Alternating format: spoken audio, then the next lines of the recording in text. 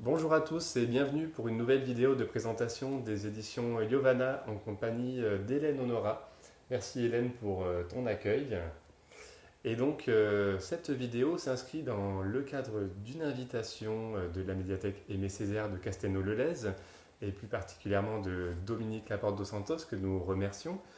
Malheureusement, cette invitation ne pourra se faire en présentiel au vu du contexte actuel, d'où cette série de vidéos au fil desquelles nous vous présentons nos auteurs et leurs ouvrages. Alors quand je dis nous, il s'agit des éditions Yovana, basées à Montpellier, une maison d'édition axée autour du voyage, qui propose deux collections. Une collection dénommée Voyage, dans laquelle on retrouve des témoignages, des carnets de route, des ouvrages qui vont au plus près de l'expérience de voyage des auteurs, et une collection romans situés qui présente des romans, mais des romans qui incitent à voyager, à découvrir des cultures et de nouveaux horizons. Et donc aujourd'hui j'ai le plaisir d'avoir Hélène Honora à mes côtés, qui est une auteure qui a déjà publié deux fois au sein des éditions Yovana. Son premier ouvrage chez nous s'appelait N'oublie pas Irma. Il est paru en novembre 2018. C'est un ouvrage qui se passait en Indonésie, plus précisément à Jakarta, et il s'agissait pour Yovana du premier thriller. Non pas du premier roman policier, mais du premier thriller. Alors, cet ouvrage, pour en dire quelques mots, est un ouvrage qui nous a beaucoup plu chez Yovana parce que on y voyageait, on y découvrait vraiment l'ambiance indonésienne et plus particulièrement de Jakarta, de cette ville si particulière qui mélange tant de communautés, tant de religions, tant de quartiers divers et variés par le biais d'une enquête. Et donc cela correspondait exactement à ce que l'on souhaitait proposer aux lecteurs. Euh, Hélène a vécu plusieurs années en Indonésie, a vécu déjà une vie de globetrotter, elle vous en parlera un petit peu plus avant tout à l'heure. Mais lors de cette vidéo, nous allons plutôt nous axer sur sa nouveauté, Sois sage au mon bagage, paru donc chez Yovana fin janvier 2020, qui est un peu un ovni littéraire, mais dans le bon sens du terme. C'est vrai que c'est un ouvrage difficilement classable, Hélène. Alors tu vas nous en parler. Peut-être que ma première question, ce serait quel a été le premier mouvement, la première impulsion qui t'a amené à ce projet d'écriture très particulier. Alors, le titre d'abord, Sois sage, ô mon bagage, c'est un clin d'œil au poème de Charles Baudelaire qui s'intitule Recueillement, et dont le premier vers est Sois sage, ô ma douleur, et tiens-toi plus tranquille. Alors, un bagage, ça n'est jamais tranquille, que ce soit dans la réalité, dans le subconscient, dans nos souvenirs. Un bagage, c'est le condensé de notre vie, de notre histoire. Mon premier mouvement, c'est le cas de le dire, la première impulsion, je pense que ça remonte à l'enfance parce que ma sœur, mes parents et moi, nous avons beaucoup changé de lieu.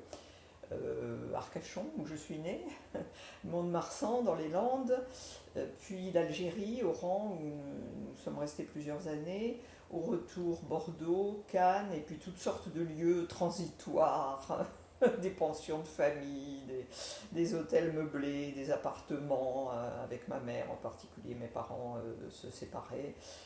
Et puis, chaque transhumance était un petit ou un grand arrachement pour ma sœur et moi, mais l'avantage c'est qu'après après ce genre d'enfance, on peut planter ses racines provisoires et poser ses valises un peu partout, Mhm, mhm. presque n'importe où. Et ensuite, j'ai effectué presque toute ma carrière à l'étranger, outre-mer ou à l'étranger, Antilles, Sri Lanka, deux fois les Antilles, ensuite Sri Lanka, l'Indonésie, la Malaisie, l'Amérique centrale avec les six pays d'Amérique centrale. Et Montpellier, c'est ma ville d'adoption. C'est une ville où j'ai fait une partie de mes études à Paul Valéry, à l'université Paul Valéry, où je me suis arrêtée 3 ans entre l'Asie et l'Amérique centrale, et où je suis revenue pour de bon. Mhm. Alors tu nous parlais de l'Indonésie, qui a été une source donc d'inspiration pour le premier roman que tu as publié chez nous. Tu y as passé combien de temps en Indonésie? J'ai travaillé 6 ans en Indonésie et c'est un pays que j'ai adoré, qui est plutôt un continent qu'un pays, et j'y ai trouvé l'inspiration d'un roman, donc N'oublie pas Irma, qui est à la fois un thriller sur fond d'événements historiques, et puis un roman, une ode à Jakarta et à l'Indonésie. Et dans N'oublie pas Irma, on trouve des bagages d'une sorte très particulière pour une destination également très particulière. Tu vas en dire un peu plus tout de suite ou non? Je n'en dirai pas davantage. D'accord, pour l'instant en tout cas. Alors moi, ce qui m'a beaucoup marqué dans ton projet d'écriture de Sois sage au mon bagage, c'est que j'avais l'impression d'avoir devant moi un texte qui allait vraiment nourrir le lecteur tout en lui apportant un vrai plaisir de lecture. C'est ça qui est vraiment intéressant. On l'a dit, c'est un ovni, c'est un objet littéraire difficile à classer, mais ce qui est certain, c'est que les pages tournent et tournent et tournent sans qu'on s'en rende compte. On a vraiment l'impression d'apprendre beaucoup de choses. Et tu nous enseignes, entre guillemets, dans le bon sens du terme, certaines choses avec beaucoup de légèreté, en y mettant une tonalité très personnelle, en nous faisant souvent sourire et rire. Et donc le premier extrait que je vais vous proposer vous donnera le ton un peu de cet ouvrage. Qui se souvient justement en matière de transport du temps de l'innocence, celui où l'on pouvait être abordé au moment de prendre son avion à Fort-de-France par une résidente inconnue, trop chargée, qui vous demandait aimablement: Vous pourriez me prendre un petit kilo ou deux? Et vous preniez, sans le moindre état d'âme quant au contenu du ballot. Cela m'est arrivé. C'était aussi l'époque où, tout au long d'un vol entre les Antilles et Paris, j'entendis glapir et protester un passager clandestin, enfourné par une belle matrone dans le compartiment au-dessus de ma tête. Un coq vivant, hérissé de colère. Et l'époque où, au cours d'une semblable traversée, les occupants de l'avion, au sein duquel s'était mise à régner une étrange agitation, furent surpris par la voix pincée de l'hôtesse. La personne qui voyage avec des crabes vivants est priée de se faire connaître. Le coq était promis à la rôtissoire, les crabes devaient finir pimentés et farcis. Mais ces derniers s'étaient échappés et, courant dans la cabine, tentaient du même coup de se soustraire à leur destin. Le terrorisme et le trafic de drogue ont sonné le glas de ces joyeuses pratiques. Alors c'est vrai qu'on peut être un peu nostalgique, même si pour les plus jeunes, il n'y a pas de nostalgie, parce qu'on n'a quasiment pas vécu cette période-là, qui est une période avant le 11 septembre 2001, finalement. C'est un peu ça Oui. la bascule, hein, au final. Le voyage, peut-être, est devenu un peu moins léger, en tout cas le voyage en avion. Puis il y a maintenant ce contexte actuel qui laisse planer également quelques nuages sur les possibilités déjà de voyager, sur la façon dont on va le faire. Alors, malgré tout, ton texte, c'est malgré tout une ode au voyage. Euh, qu'est-ce que tu perçois dans l'air du temps actuellement? Est-ce que le voyage va rester une possibilité et une envie chez les gens? Bon, bien sûr, hein, il y a le voyage réel et puis il y a le voyage imaginaire, le voyage à travers la fiction, le voyage à courte distance ou à longue distance. Et puis je pense que tout reviendra de toute façon. Et même à notre époque, consciente de l'empreinte carbone, de la culpabilité qui s'attache au maximalisme ou aux longues distances, il y a encore quand même des phénomènes assez extraordinaires. Ce que j'appelle les maximalistes, dont je fais partie, mais à petite échelle. À grande échelle, c'est par exemple le président chinois Xi Jinping qui voyage l'année dernière, en 2019, en Europe, avec son lit pour pouvoir se relaxer. Parce qu'il va à Nice, mais les lits de l'hôtel Negresco ne sont sans doute pas suffisamment luxueux et confortables pour lui, donc il voyage avec son lit et il demande à ce que tout l'hôtel Negresco soit privatisé. Il a obtenu, paraît-il, 2 étages, hein, finalement. Et puis il y a par exemple le cas dans les maximalistes, il y a le roi Salman d'Arabie Saoudite qui embarque en avion, hein, il embarque mais en avion, pour aller en Indonésie en 2017 avec 460 tonnes d'effets personnels, parmi lesquels des limousines et des escalators. Bon, ça, ce sont les maximalistes. Alors, plus fréquents sans doute, ou plus sur le devant de la scène maintenant, il y a les minimalistes. Et les minimalistes me rebutent pour d'autres raisons, les extrémistes, parce qu'il y a par exemple le soi-disant voyage sans bagage, mais avec le smartphone collé à l'oreille et la carte de crédit. Il y a le soi-disant voyage sans un sou, mais au crochet des autres.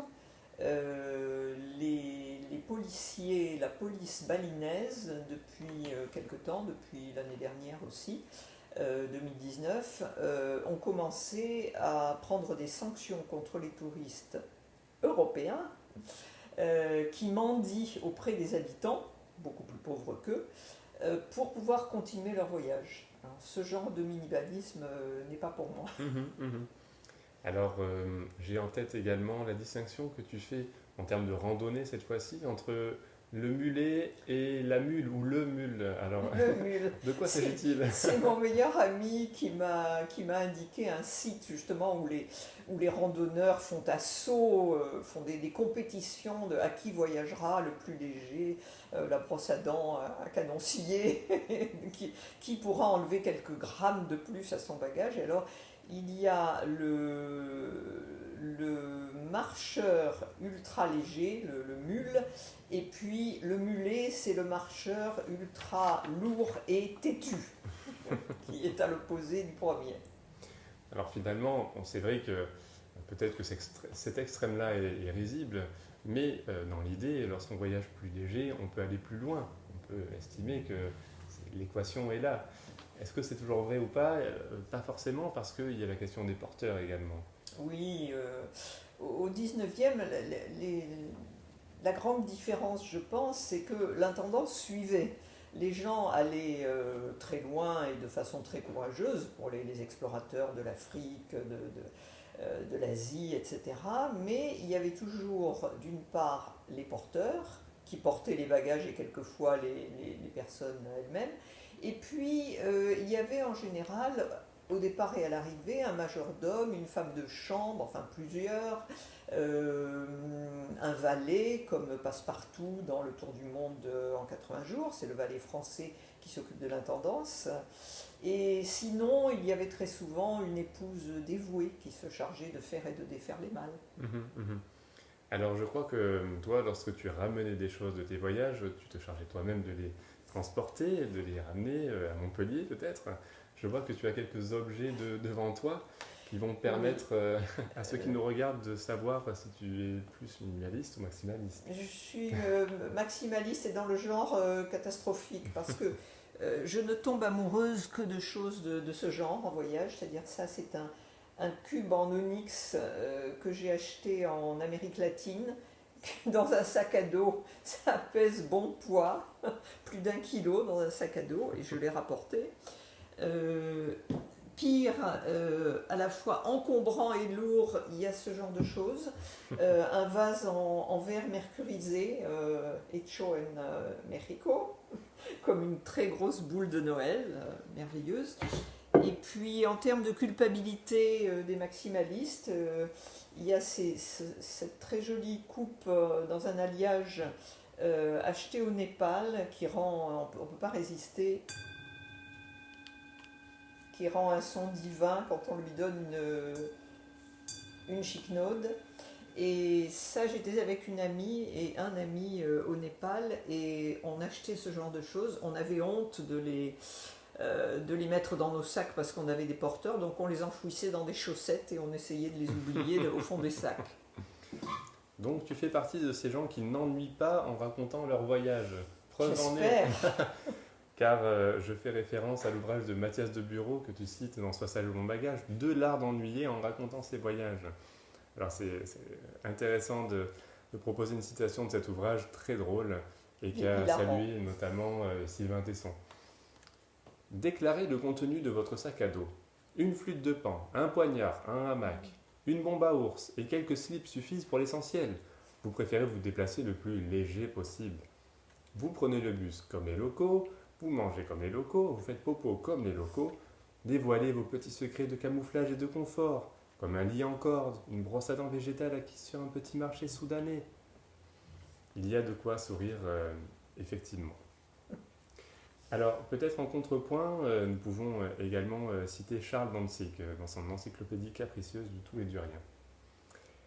Selon lui, selon Charles Dantzig, le confort a été inventé par les Anglais. On devine que pour lui, cette notion ne coïncide pas avec le sac à dos léger selon De Bureau, le lit en corde et la brosse à dents végétale. Pour moi non plus, dit Hélène. Charles Dantzig fulmine. Qu'est-ce que le confort a de mal? Empêche-t-il la détermination, le courage, l'intelligence, la générosité? Churchill a gagné la guerre d'un lit où il restait en pyjama jusqu'à 11 heures du matin, mâchant son cigare et s'arrosant de Blenheim bouquet. Et c'est le plus bel éloge du confort que l'on puisse concevoir. L'admiration de l'inconfort est le premier pas vers l'inhumanité. Absolument. Donc tu souscris. Je souscris.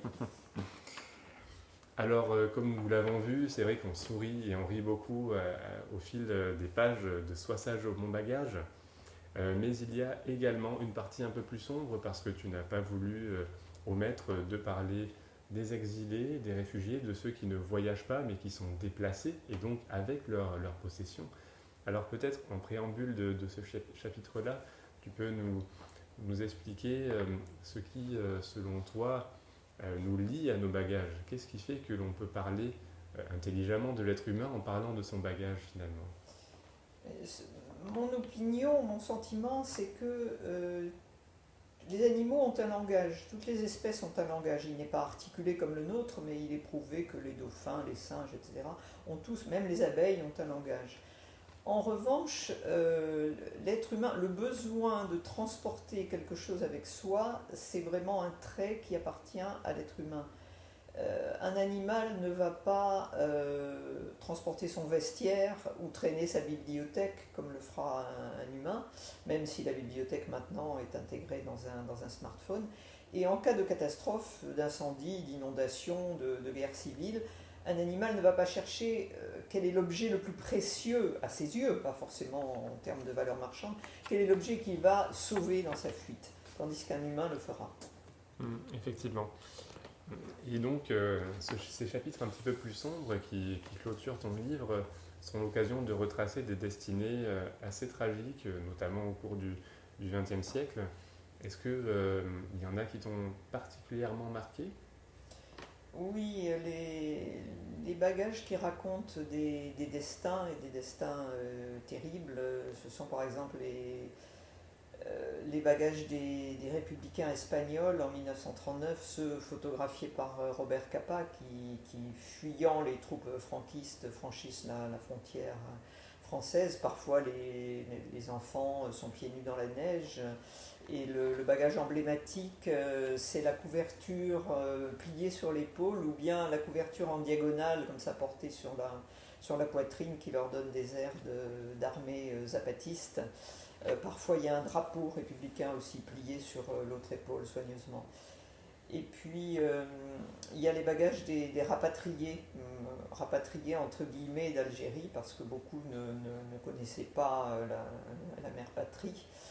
Et les pieds noirs, les harkis, qui sont rentrés dans les années 60-62, etc.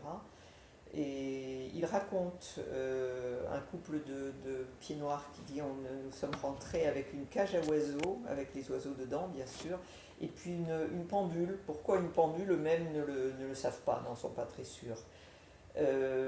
D'autres qui sont rentrés avec un tapis de prière et puis des médailles qu'ils avaient gagnées à la guerre, la guerre qu'ils avaient faite quelquefois à 2 reprises pour la mère patrie, qui les a pas forcément bien accueillis. Puis il y a les effets personnels des migrants qui sont bien sûr très réduits, mais il y a cette femme qui a écrit un livre d'ailleurs qui s'appelle en français Naufragés sans visage, et qui est une Italienne qui dirige un centre médico-légal et qui, à partir des effets personnels de ce qu'on peut retrouver sur les corps des migrants noyés en Méditerranée, entre 2015 et 2017, on en était déjà à plus de 12 000 noyés uniquement en Méditerranée. Donc à partir de ces objets, elle essaie de redonner une identité à ces personnes. Elle trouve par exemple une petite boîte rose avec des boucles d'oreilles dans la boîte. Elle trouve des photos, elle trouve des bulletins scolaires, des bulletins de notes pour attester d'un bon niveau scolaire quand on arrive ou quand on espère arriver en Europe. Et avec des objets que les familles supposées de ces victimes lui envoient, une brosse à dents, une lame de rasoir, une brosse à cheveux, en confrontant les ADN, elle parvient parfois à effectivement redonner une identité à ces corps. Et puis, par-dessus tout, il y a les bagages des déportés. À Auschwitz, il y a un musée maintenant, et j'ai vu les photos, il y a des pyramides de chaussures et puis des pyramides de bagages, des valises, des paniers, des mallettes, en immenses pyramides. Et comme on avait dit aux déportés qu'ils ne faisaient que passer, qu'ils ressortiraient avec leurs bagages de ce camp de travail, on leur avait dit qu'il fallait qu'ils identifient leurs bagages. Et on voit encore en grandes lettres blanches les noms et parfois les dates de naissance qu'ils avaient inscrits à même le cuir sur leur valise. Effectivement, donc comme on voit, les bagages ne sont finalement jamais neutres et ce sont souvent des points de départ pour raconter une histoire et c'est ça qui est touchant. Ce sont des choses tangibles, matérielles qui derrière recouvrent des histoires, qu'elles soient drôles ou tragiques, effectivement. Aventureuses aussi. Et en parlant d'aventure, ce qui marque aussi ce livre-là, c'est que l'on suit beaucoup de destinées de femmes exploratrices, aventurières. Alors il ne s'agit pas spécialement d'une conviction féministe de ta part, mais malgré tout, alors je me souviens des discussions qu'on avait autour de la couverture du livre, sur laquelle apparaissent des porte-étiquettes avec des noms, et il fallait, et c'était vraiment important à nos yeux, qu'autant de femmes que d'hommes soient représentées sur cette couverture. D'où le fait que Sarah Bernard, Sissi ou la reine Victoria côtoient Phileas Fogg, Robert Capa, Jack London, donc personnages fictionnels ou non. Effectivement, les femmes n'étaient pas moins courageuses que les hommes au XXe siècle. En témoignent les destinées, notamment d'Alexine Tiné, par exemple, destinée assez tragique d'une maximaliste. Ça nous permet également de faire le pont avec une autre vidéo proposée par la médiathèque Aimé Césaire, une vidéo des éditions Anacaona, qui, en compagnie de Jamila Ribeiro, l'une de leurs auteurs, aurait dû être présente également à la médiathèque dans les prochaines semaines. Hélas, ce ne pourrait être le cas, mais nous vous conseillons de regarder donc la vidéo proposée par Paola Anacaona et Jamila Ribeiro. Et puis, finalement, pour terminer également sur une sorte de note féministe, nous pouvons mentionner la mémoire de Liane Marché, décédée il y a quelques semaines, et qui était donc entrée par la petite porte, on va dire, dans la politique française à un certain moment, suite à une phrase qui a été prêtée à son mari. Est-ce que tu peux nous rappeler cette anecdote-là ? Oui, la phrase n'est pas seulement prêtée, elle est attestée. Elle est attestée. Il l'a assumé finalement. Parce que Georges Marchais, en 1980, donc Georges Marchais, secrétaire général du Parti communiste français, est interviewé à la télévision et il raconte lui-même que 2 ans auparavant, il était en vacances en Corse avec son épouse, Liliane, dont tu viens de parler, et tout à coup, il lui déclare « François Mitterrand va abandonner le programme commun de la gauche, fait les valises, on rentre à Paris ». Alors le plus drôle de l'histoire, c'est que le lendemain, l'Humanité, l'organe de presse, l'Humanité, rapporte cette phrase, mais les journalistes ont dû se rendre compte qu'elle était quelque peu machiste, et donc ils l'ont légèrement modifiée. Et dans l'Humanité, la phrase est rapportée de cette façon. Georges Marchais dit à sa femme François Mitterrand va abandonner le programme commun de la gauche, on fait les valises, on rentre à Paris. Du féminisme au sein du Parti communiste français de l'époque. Tout à fait, où l'on voit que la problématique des porteurs ou de ceux ou celles qui font les valises a pu perdurer très longtemps. Et d'ailleurs, tu mentionnes un formulaire que tu as fait passer à certains de tes congénères de voyage récemment. Et il s'avère que souvent, c'est encore la femme qui fait les bagages. Absolument. C'était en Italie et je m'étais amusée à interviewer, à donner un petit bout de papier anonyme à mes compagnons de voyage et je leur demandais si pour eux faire les bagages était une corvée ou un plaisir et quelle était la chose absolument indispensable, par exemple un livre, un smartphone ou une brosse à dents. Et alors j'ai eu des réponses fort intéressantes dont je rends compte dans Sois sage au mon bagage.